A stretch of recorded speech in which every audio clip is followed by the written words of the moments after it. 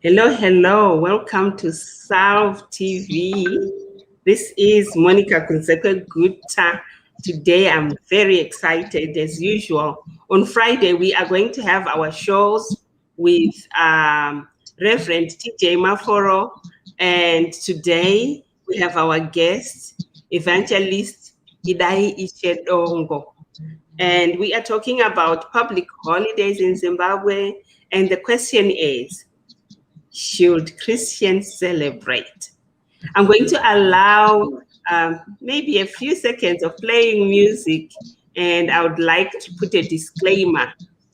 There are no copyright infringements intended by playing this song. Reverend Maforo, are you ready? I'm getting ready. You're getting there. In the meantime, Evangelist Dongo, can you introduce yourself to our audience? All right. It is my humblest honor to be invited on this platform as we are going to discuss an issue that is sensitive to others.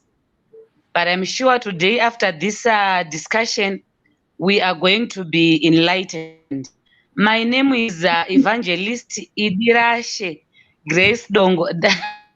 I could tell my sister here, Monica, was failing to pronounce it well. It's Idirashe from Chokadi Chaishe, the Idi, the truth. God, yes.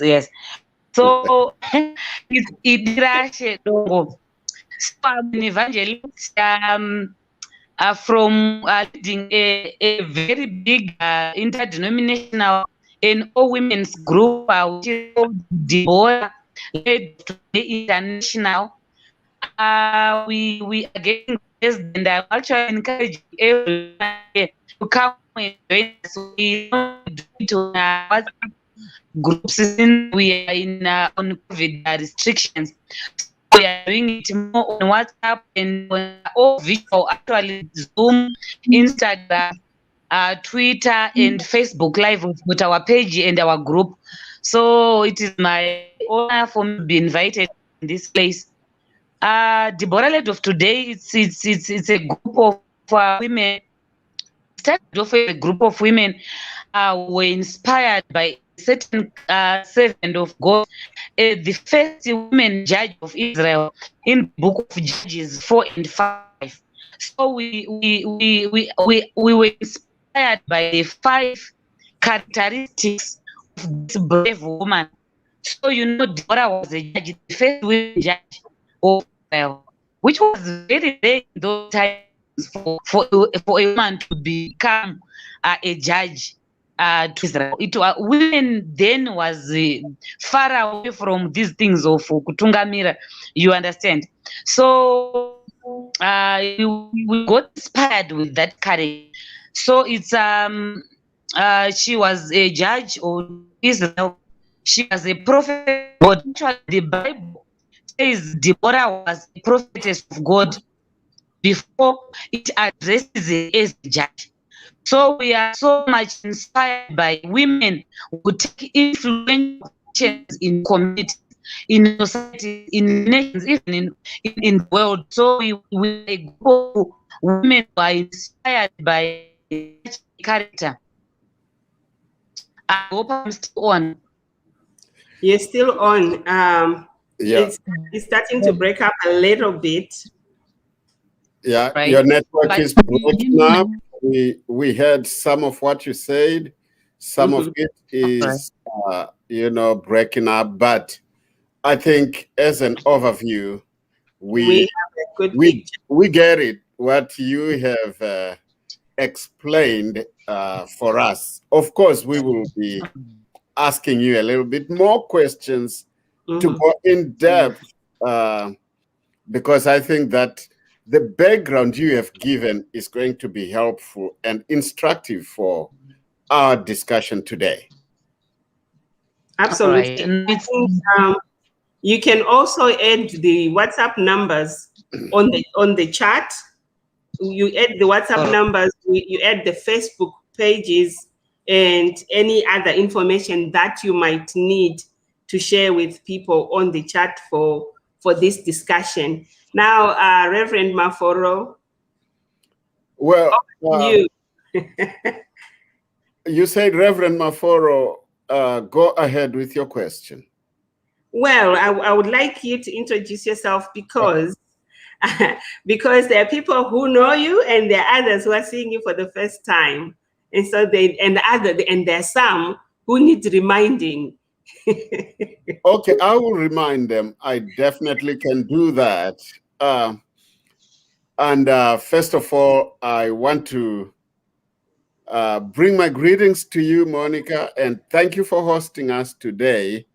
Also, let me honor the evangelist here. I think I'm already inspired to know the kind of work, and I think you have given us a good background about how your organization comes to be. By the way, I'm a man, but I'm inspired by Deborah. So she led Israel through very torrid times, but prevailing. So let me talk about me. I'm Jacob Maforo, better known as Reverend Maforo. I am a pastor here in Kansas, where I pastor 2 congregations in Sumner County. Sumner County is a farming county. So here, most of our language, we talk about wheat and corn and those kinds of things. I've been living here in Kansas since around 1998 and raised our family here, our children, went to college here in Kansas, Southwestern College, www.sckans.edu. Good. So we call ourselves builders. So I say that. So if anybody thinks of a college, come to Kansas, come to Southwestern College. But my wife is Virginia, and we have 3 children, Nyasha, Shingai, and TK. Beginning this August, all of them will be in college, except for their parents. Is that good enough, Monica? That is very good. Now, we have a topic here. I think people are waiting patiently so we can play our song at the end. Yeah, we'll play the song at the end. I think it's an interesting topic, like you are saying. Why? Because in Zimbabwe, people are very divided when it comes to national holidays. National holidays like independence, like heroes, and we are next week celebrating heroes. So we are just on good time to talk about this topic. And so my prayer is that Zimbabweans become rather a very united people.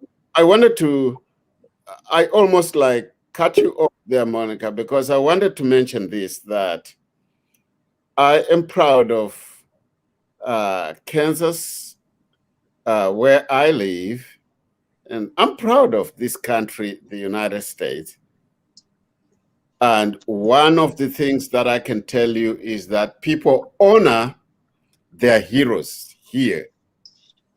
People honor there are men and women who serve the country in military and related agencies. People honor those who have departed. Mm-hmm. I have officiated at Memorial Day services because I think that there is value in it for the community. I have done the same for independence. But do we do the same for Zimbabwe? I think that that is the question for me. But I know, Monica, you were burning to get started. So mine wasn't a question, was to give Right. general, to paint that picture, because I do not know how we can best explain this. Someone inboxed me today and they say that actually the question should have not only mentioned Christian, it should Right. have just said, Zimbabweans, should we not all celebrate our national Yes. holidays, events together? So over to you, Monica. Okay. So when I saw the question as well, I wondered whether I knew where I stand, whether I knew where I stand regarding this, and whether I actually pay attention. It just gave me, it was thought provoking. So I'm gonna ask Evangelist Idirashe to give us her views about whether public holidays should be celebrated. Now we won't say Christians, but we are going to say Zimbabweans. All right. Thank you so much for giving that chance to at least give my spiritual and biblical understanding. I want it from a Christian point of view. I want to come from a Christian background. Whether this was done before, because a lot of Christians are disassociating themselves from. Hold on, Pastor Evangelist. So what we are going to do, what I'm going to do, is to allow you to speak without a video. Okay. And it might help. All right, no problem. Because it's breaking up. Yeah. So you can remove your video. You can bring it on and off when you are talking. Maybe that's when you can get it off. When you are listening, you bring it on because it's breaking up. Okay, carry on.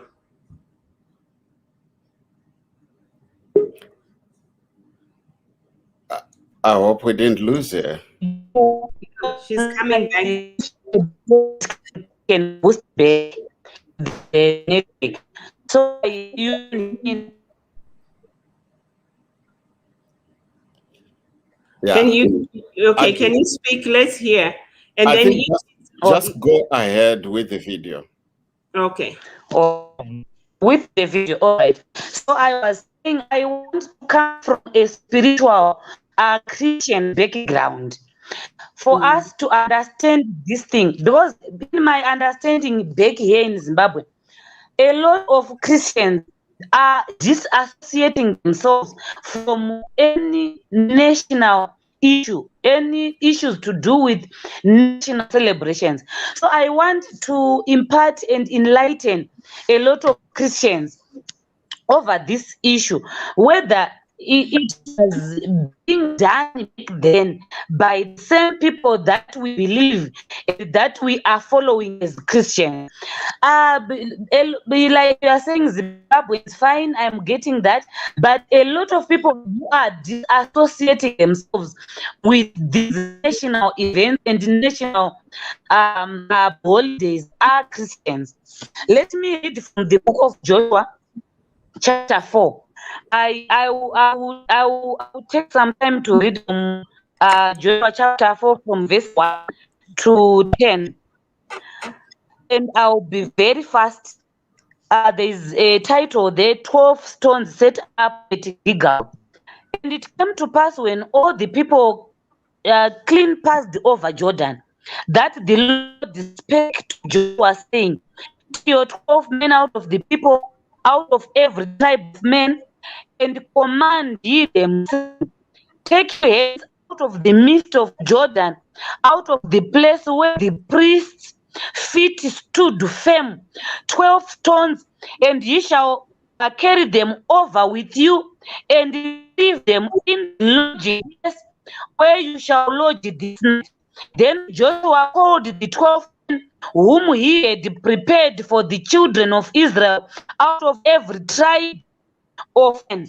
And Joshua said unto them, pass over before the ark of the Lord your God into the midst of Jordan, and take ye up every man of you a stone upon his shoulder, according unto the number of tribes of the children of Israel, that this may be a sign among you, that when your children, listen to this, that when your children ask their fathers in time to come, saying, what mean by these stones? They shall answer them that the waters of Jordan were cut off before the ark of the covenant of the Lord, when it passed over Jordan. The waters of Jordan were cut off, and these stones shall be for memorial unto the children of Israel forever. And the children of Israel did so as Joshua commanded, and took 12 stones out of the midst of Jordan, as the Lord spake unto Joshua, according to the number of the tribes of the children of Israel, and carried them over with them to the place where they lodged, and laid them there. And Joshua set up 12 stones in the midst of Jordan, in the place where the feet of the priest which bear the ark of the covenant stood, and are there unto this day. And they are there unto this day. Verse 10 says, for the priests which bear the ark stood in the midst of Jordan until everything was finished. That the Lord commanded Joshua to speak at the people. All that Moses commanded, and the people answered and passed over. So I just wanted to give a background of these national events, these memorial events that happens. Sorry, Evangelist, while you continue, I just wanted our readers to know that you were reading from Joshua chapter 4, and you started from verse 1, I think, to verse 10. Okay. All right, you can go ahead. Yes. So I want Christians to have an understanding of what these national events means to us as Christians. These national events, most of them, they actually are more important to Christians than any other person that have their own religion and beliefs. These national events are, especially the heroes that we are about to enter as a country, it means a lot to our freedom. As Christians, I can honestly tell you, Zimbabwe is one of the countries which has freedom of worship in privacy. People can actually worship from 6 p.m. Okay, so I got that. Zimbabwe is one nation, one of the countries where people can have got freedom of worship. They can worship from whatever time. They can do 24/7, and there's no harassment, and nobody stops them. I think it's something to be celebrated. I'll bring her back so that she can finish her statement. Go ahead, Pastor Yes. Idira. So I was saying, we as Christians, we must be the same people who should be understanding these things better than any other person of any kind of a religion in this country. Because if I have to tell you, we worship from 6 p.m. to 6 a.m., shouting and playing drums at the best bottom of our voices and sounds, without anyone who comes and ask you why you are doing it. So that freedom, we owe it to the heroes who passed on. Some of them did not pass on, but they came back from the war with wounds and without eyes, with the crippled legs, and some of them did not even manage to enjoy their youthhood because they were fighting for the same freedom that the Christians are enjoying. So from my own understanding, from when I read the scripture, I think from this discussion we must be able as Christians to come out of this discussion understanding that this nation, actually I was proposing in the morning that we need, as the church, we need to have these national events on our calendars. But Christians are so, they actually select which national events they want to celebrate. They want to celebrate Easter, for example. They don't want to celebrate Independence Day with others.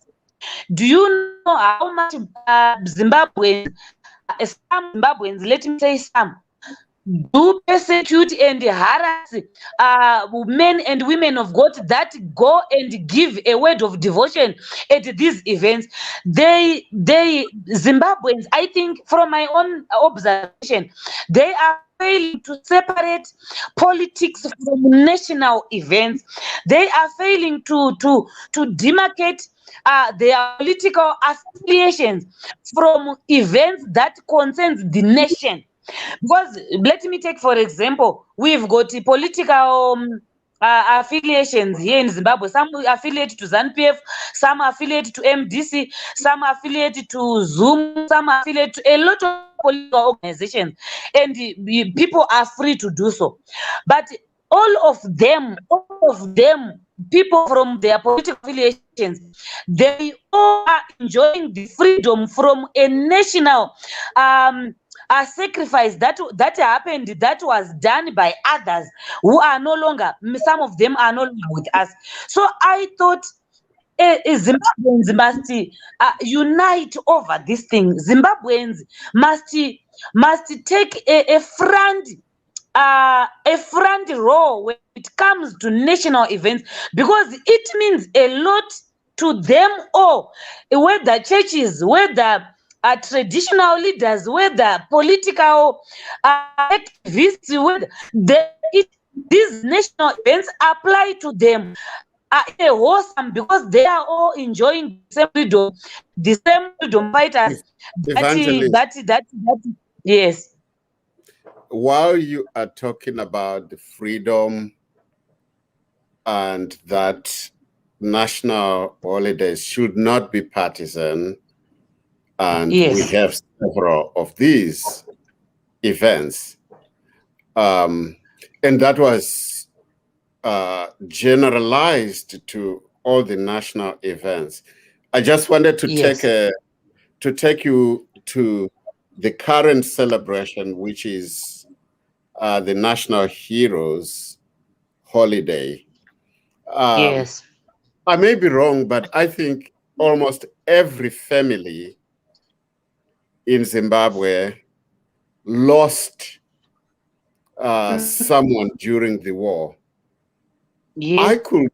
I could almost safely say that every family has somebody who went to war. They may have died or they may have come.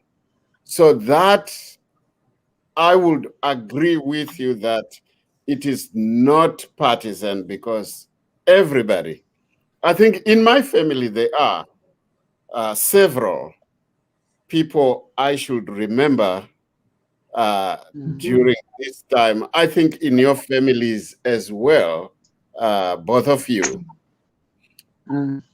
My question for you, as we are narrowing it down to Christians,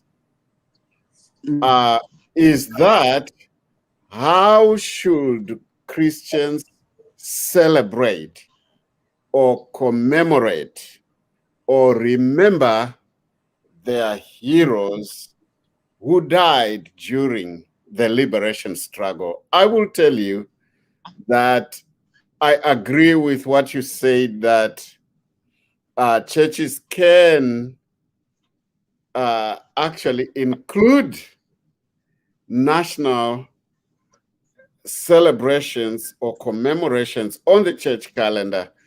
In my church here in the United States, when it's a memorial holiday, we do celebrate both the Christian and the national flag. We also remember those who passed on. We actually sing songs.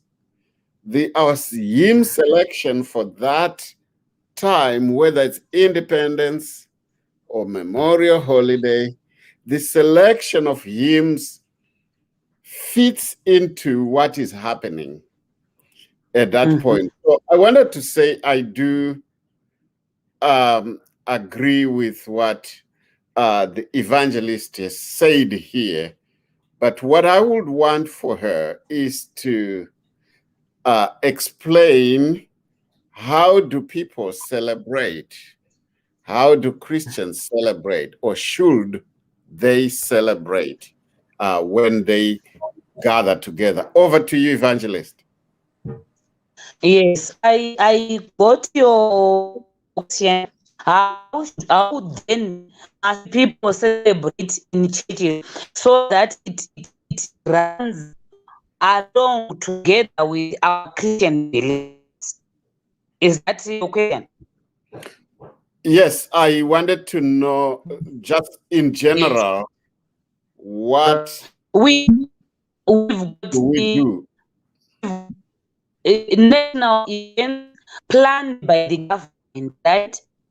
But not everyone gets to attend to those programs.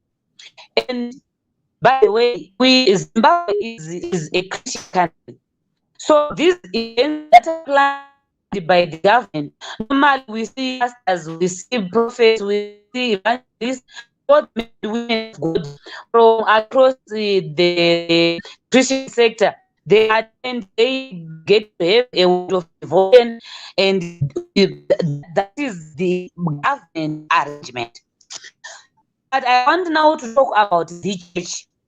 When churches have not attended to the government arranged events, why not together as a church and get to have a plan? Why not having a plan for that day?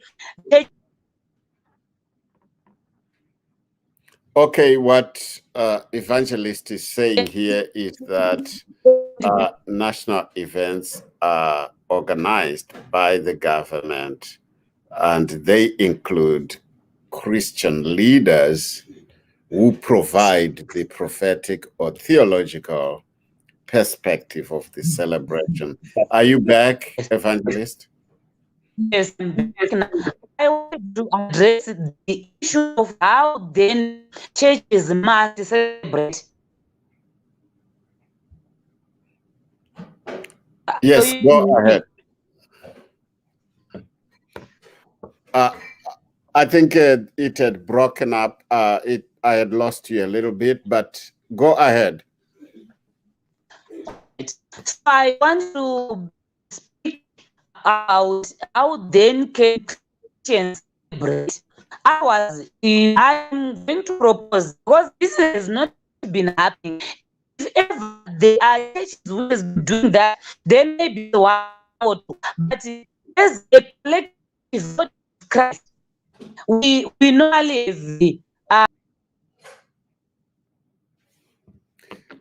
Well, we are struggling here with our network, but please bear with us. And thankfully, Monica is back. We have lost the evangelist. And Monica, while you were away, she has explained. I think she's coming back. Yeah, coming back. She explained, because my question was, how should then Christians celebrate? So that's the piece she was going to. But let us hear from you, Monica, your thoughts while we wait for Evangelist. How should Christians celebrate that? I think it is important to probably use biblical verses that are also celebrating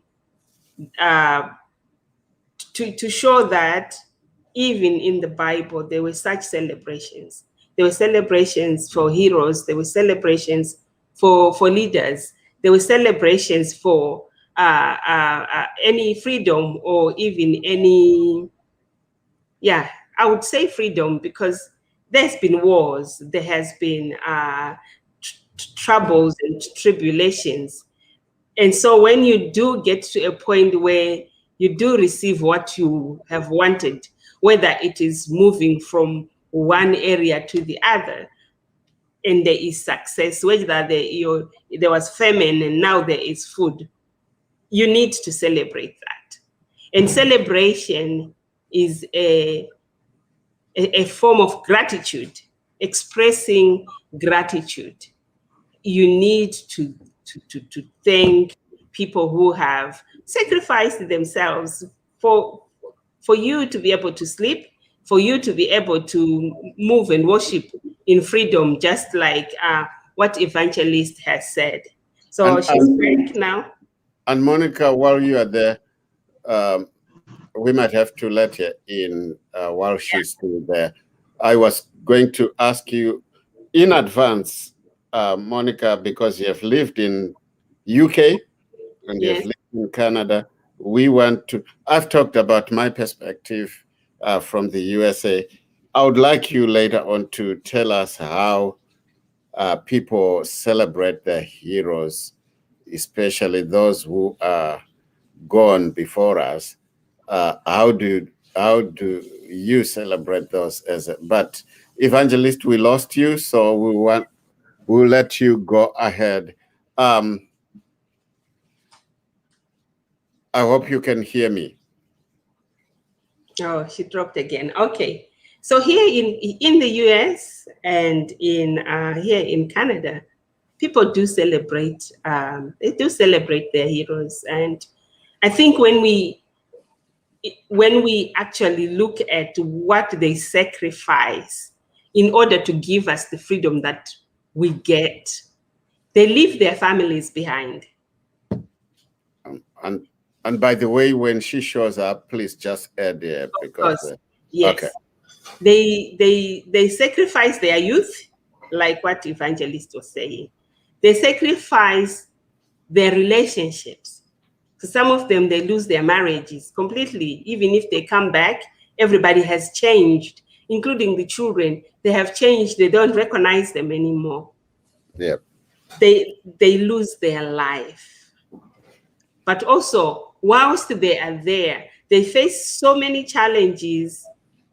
Some of the things that they experience, they are never able to get it out of their system or out of their heads. And this is why they come back with challenges such as PTSD, such as mental health issues, such as other disabilities.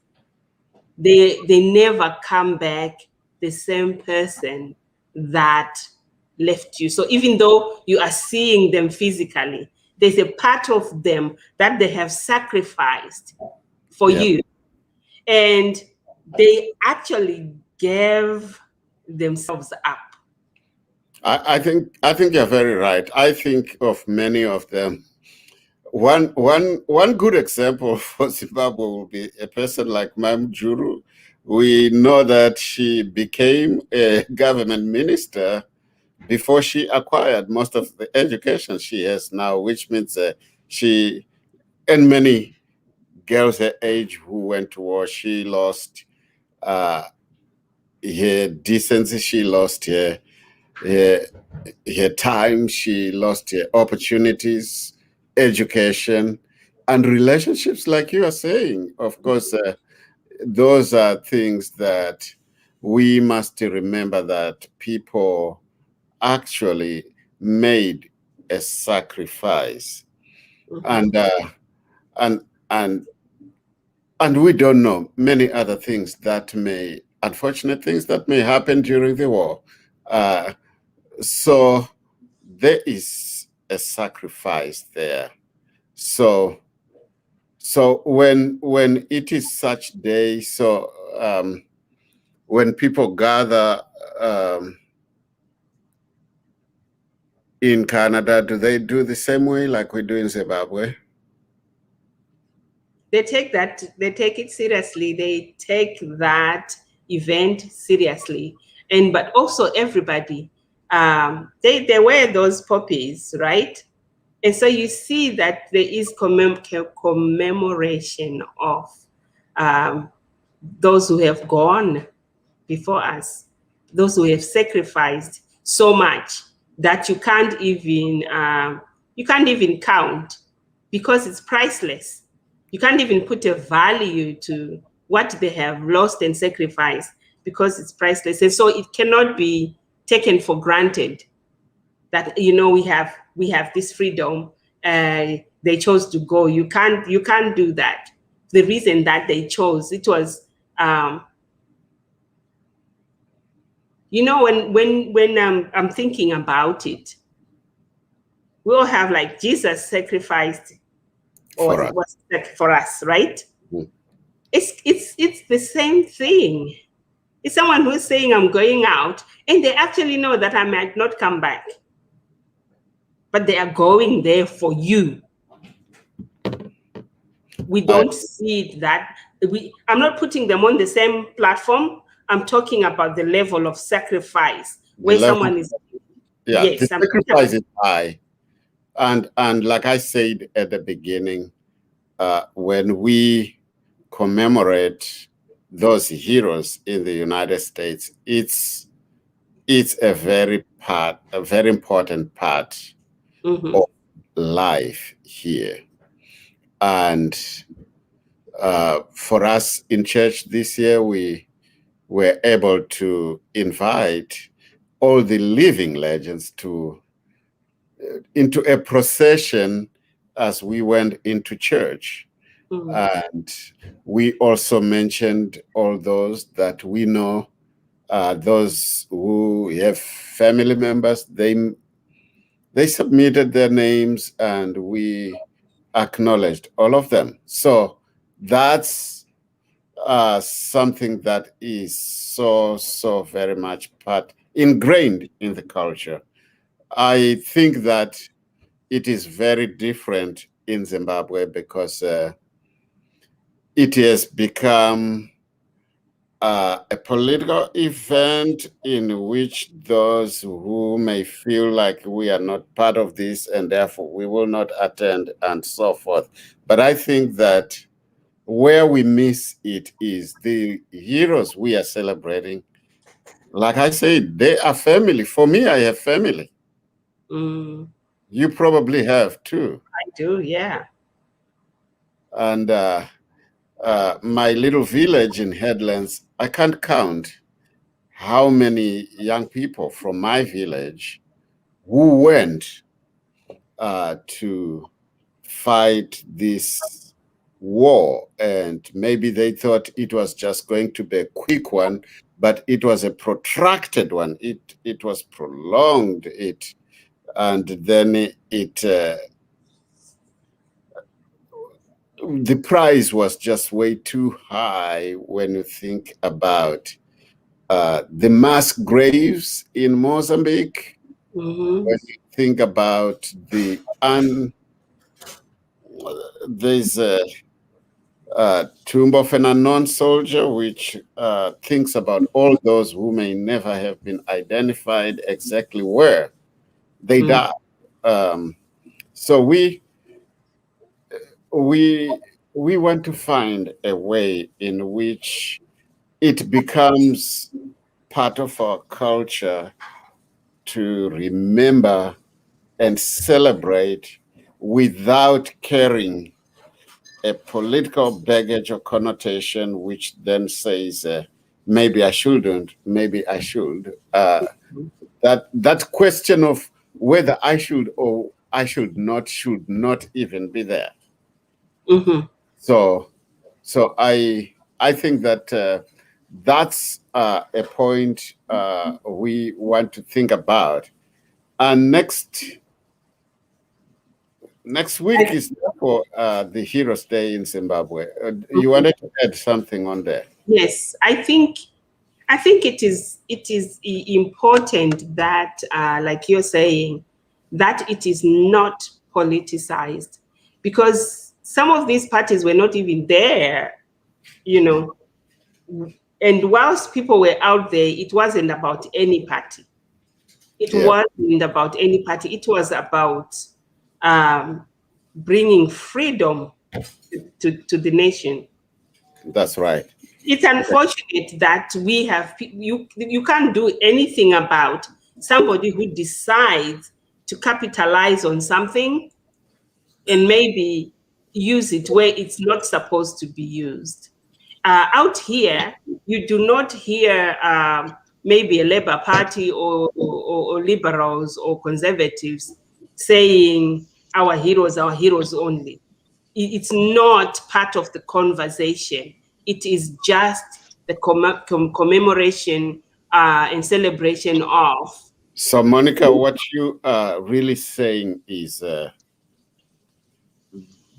you're agreeing with my issue that it should never be a question of whether or not to celebrate heroes. They are our heroes. We need to remember them and always remember them, honor them. I think I can see the evangelist is back. We have lost you for quite a bit. So I'm going to just give over the time to you to just connect the pieces from when you were saying earlier on. While you were gone, I don't know if you listened, but I gave a perspective of how we celebrate, commemorate, and honor heroes in the US, and Monica was giving an equivalent of Canada and the UK. So we are back. We want to say next week is Heroes. Maybe we should start with, what are you planning on? The plan of today international, we are planning on having the documentaries. Normally, like, this is why I had to read from the book of Joshua. When we see Joshua instructing the Israelites to pick up stones and build up those stones, so that when your children are now asking you what happened, what is our history, when did we come, how did we come, you can now then interpret and actually show them what happened. So as the board of today, we said we need to collect at least some memos that was written for we can actually pick a women's organization. We are picking women heroes to get to understand how they go, how they to deal with. We pick the Mama, the former first lady, Mama Banana. No, not banana. Hello? You can hear me? This network. Okay, we lost you again there, but she was beginning to say that from their perspective as a woman or women's organization. Please keep looking for her in case she comes back.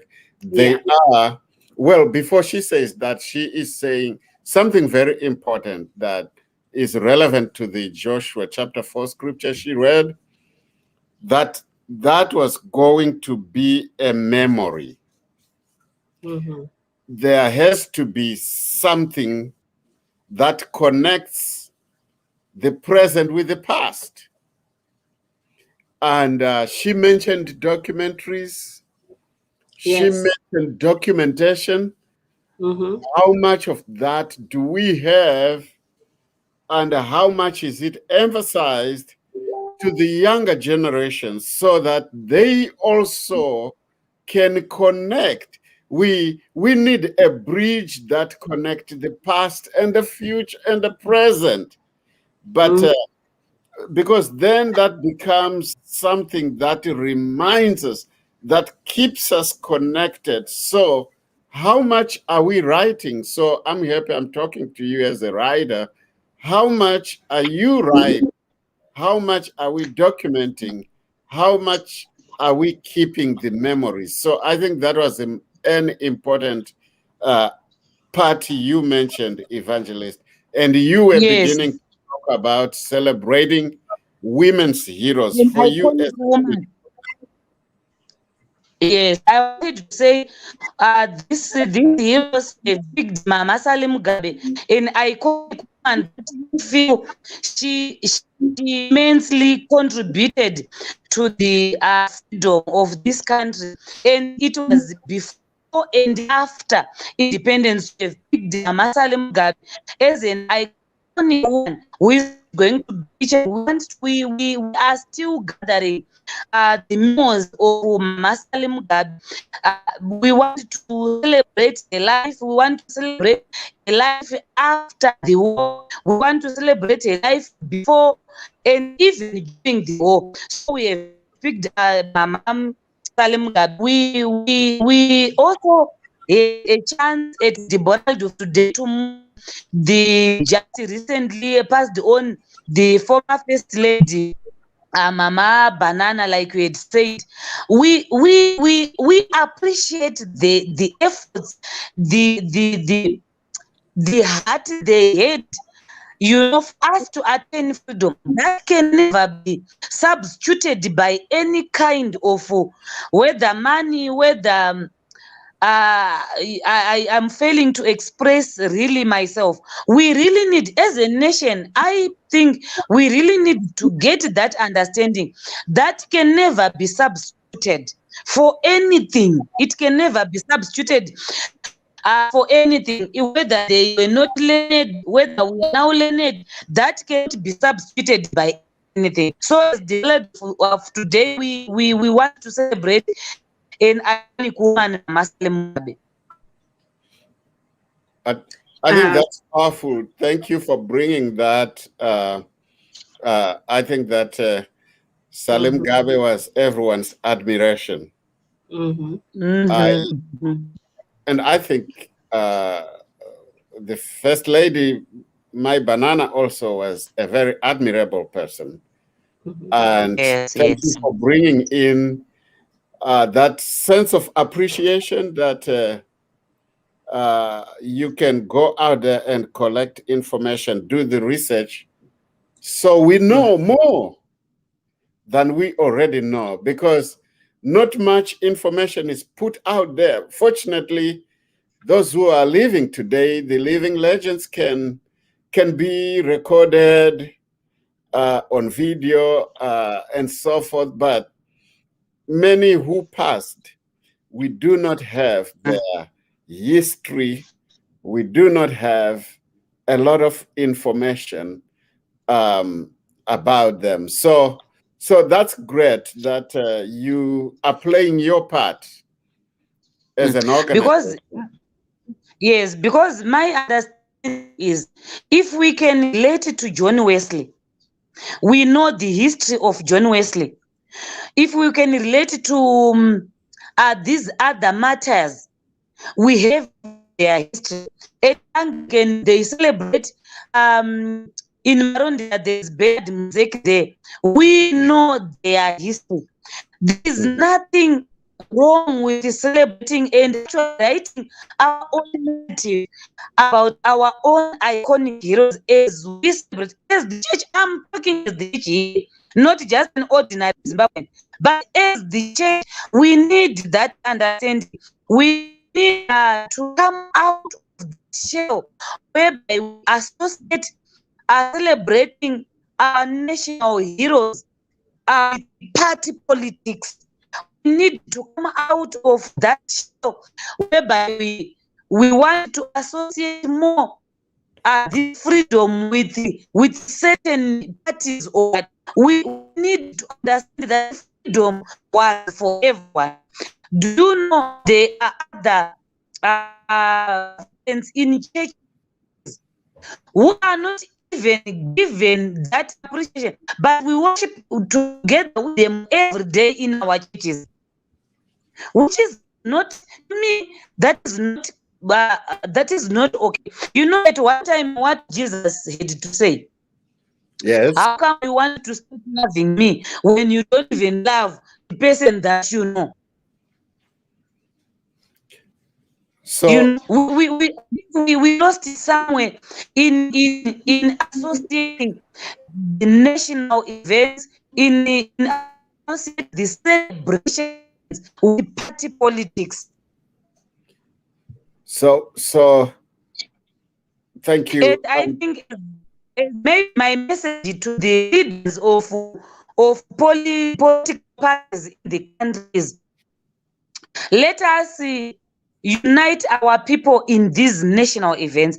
Let's send, because one thing that we cannot separate is the same person who is in such one political organization is the same person we find at church, is the same person we find at schools, is the same person we find at many other organizations. So I think if our political leaders, if they are different political affiliations, if they are going to stand firm in uniting people on national events, we are going to have a united church, a united people, a united is it we don't associate them with the tribes or race, or let's unite our people towards national events so that we can begin to celebrate and appreciate in our own way. We understand, as Christians, we know we've got our own way of celebrating. And maybe let me talk of traditional leaders. They may have their own understanding in celebrating the heroes. We don't want to find fault in that, but let us Christians celebrate in our own way of appreciating. We understand the pastors. We get appreciated because we wake up at 3 a.m. We pay for our followers. But at the end of May, the congregation decides to appreciate us. What of the went out to fight a war, to fight for our life? Do you know, for us to begin to vote, just to vote? I think which political party belong, but for you to vote, someone had to fight for that right for you to begin to be able to vote. So I'm saying it's Heroes Day must be applicable to every Zimbabwean.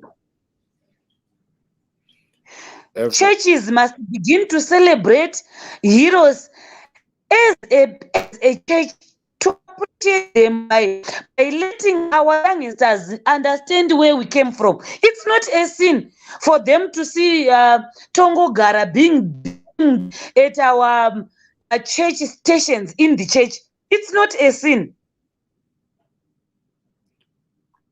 This is why to say pick up stones, so that when your children when your children want to understand where you came from, you have got exhibit, you have got something tangible to show them. These 12 tons came out of a river which was full, but God made a miracle for us to pass through. You understand? Yeah. So when we are collecting these memos, when we are going out trying to write these memos, and it's for our children later on when we have passed, so that they understand where their freedom came from. It's not maybe I would then want to separate how Christians cannot then go into, where Christians cannot now go into and teketera, you understand, and kunonzi kudii, kuteketera kuti ngavatimiririre, because we understand as Christians we have got only one person who intercedes for us all. But appreciating and celebrating them is not a sin in the Christian world. That has to be split. We cannot go paauta yemuchechi totanga kuteketera kuti imi makazotifira mukazodii muchitiona. We cannot do that as Christians. That's what we know we don't believe in. I have to be open and to be straightforward on that. We don't believe in any other persons who passed on interceding for us. We believe in Jesus Christ interceding for us.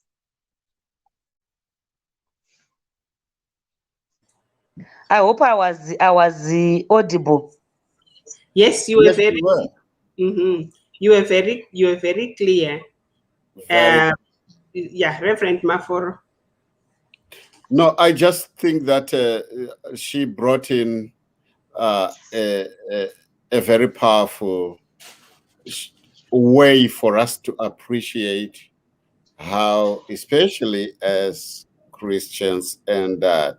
So today, what we are getting from this conversation, what we can take home, is that key points we have raised is that almost everybody in Zimbabwe lost somebody who went to fight for the liberation, and we even have to make people appreciate what we mean by liberation. People of my age, your age, we did experience the opposite of what we are experiencing today. For us, I was a young person.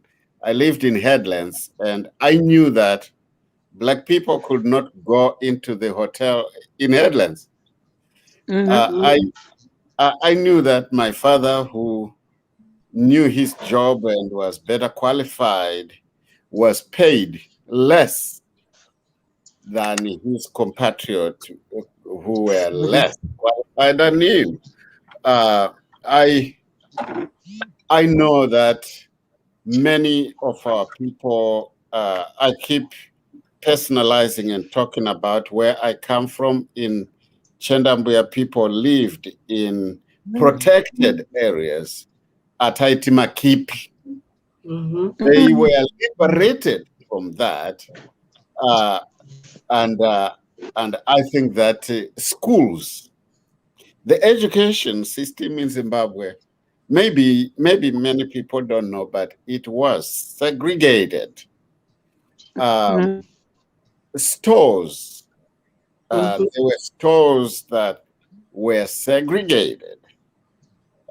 We could all go on and on. So the people we are celebrating this weekend and next week are people who sacrificed, who took the sacrifice and went into that war of liberation. And we have mentioned what they lost, many things that some of us life kept going on, but their life, in terms of what we know, they lost. And that's what they sacrificed. So we have all lost someone like that.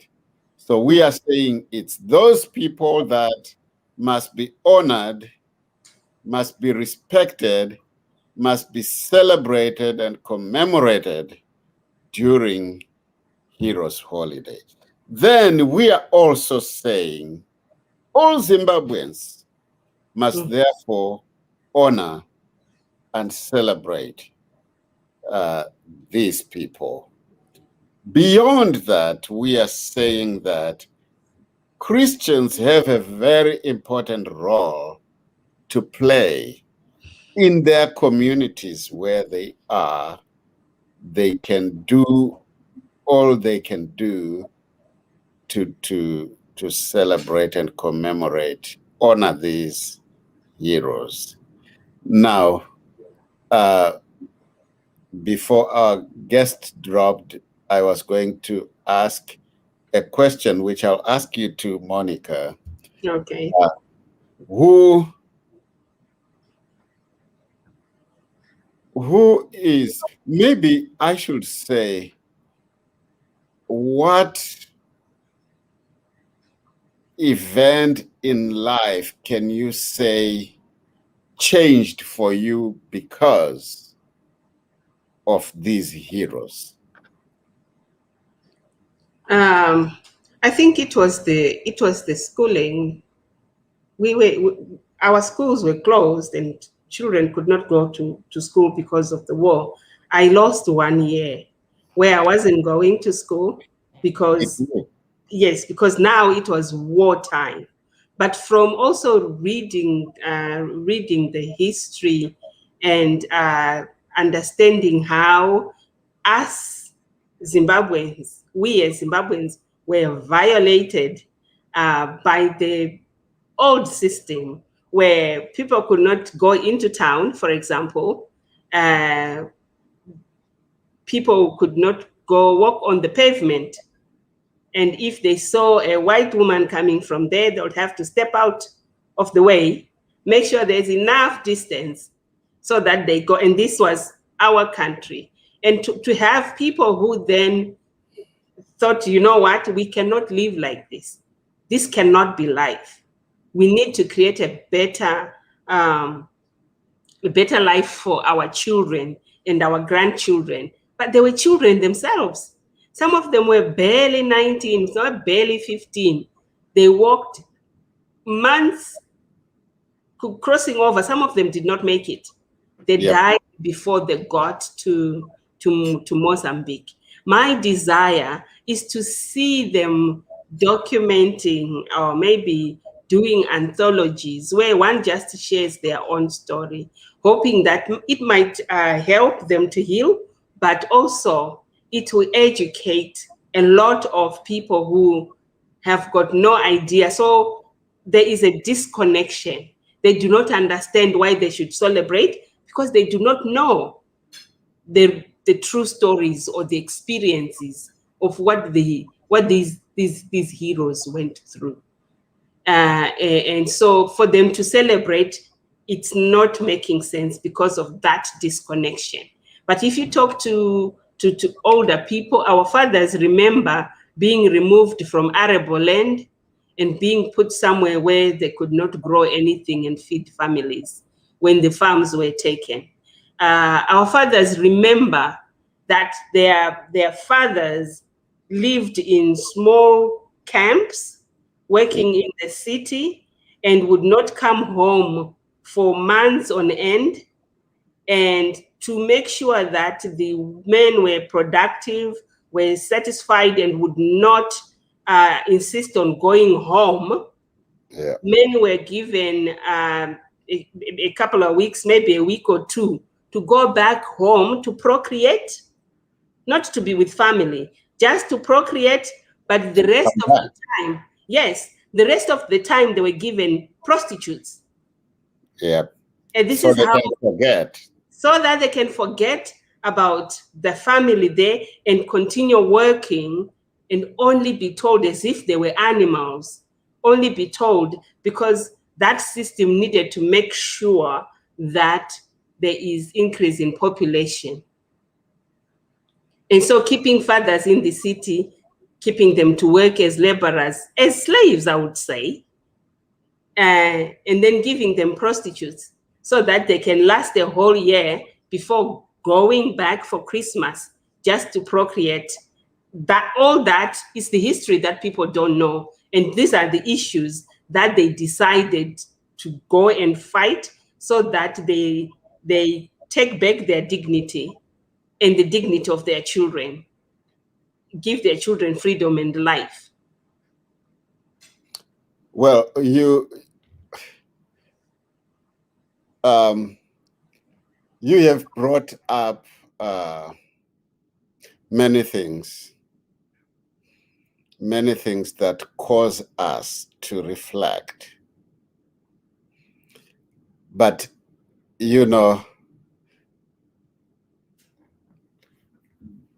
I think one of the things that we must also appreciate as we celebrate these heroes, after independence, they did not seek out to revenge. After independence, they did not march on into somebody's house just because they were white. After independence,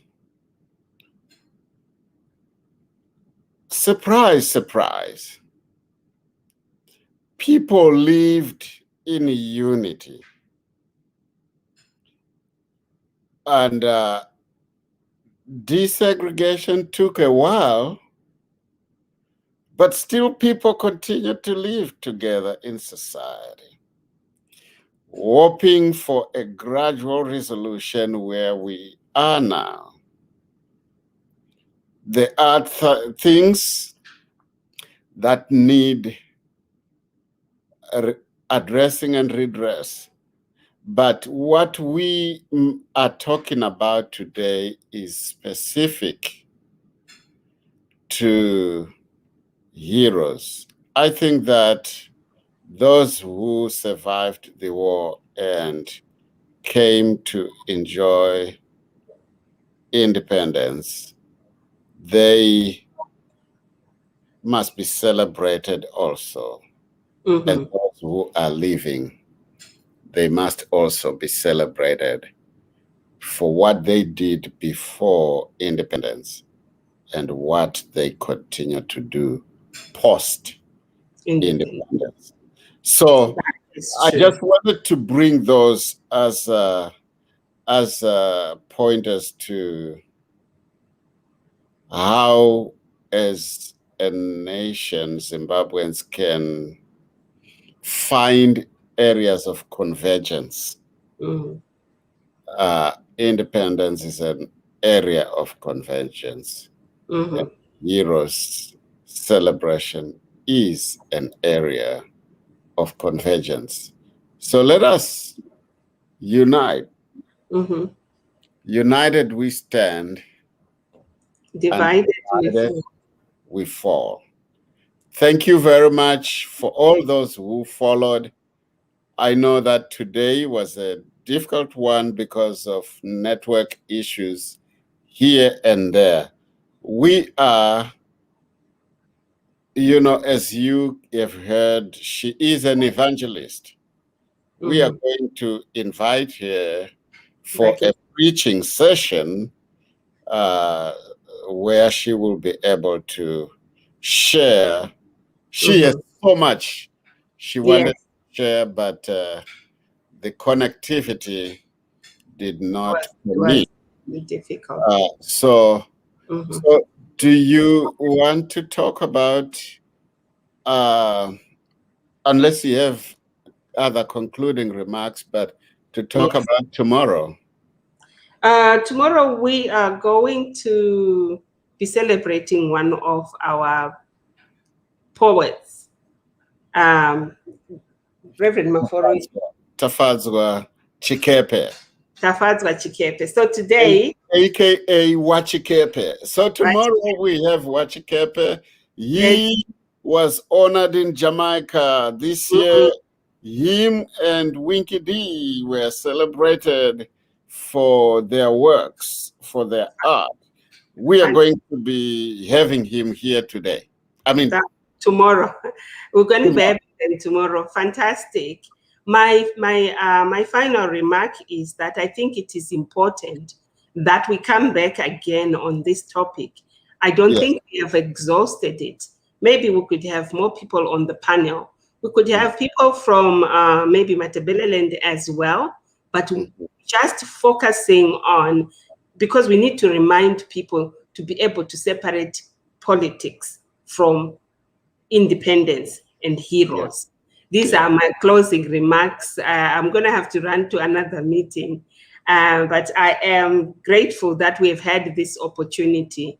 We need reminding constantly, because we tend to forget, we tend to get carried away, we tend to run after things that do not add much value to our lives. I don't know where we're missing it. We're dropping the ball, and I don't know where we're missing it. But we tend to run for glitters instead of running for substance. But we'll continue talking and reminding each other, because we still need to come back and know who we are as a nation. We are Zimbabweans. Yes. Thank you very much. Thank you all for watching us here on South TV. We look forward to seeing you again tomorrow here at 11 MST, 12 p.m. CT. Yes, and 8 p.m. Zimbabwe, 7 p.m. UK time. Thank you so much. Have a good weekend. Bye-bye. Bye-bye.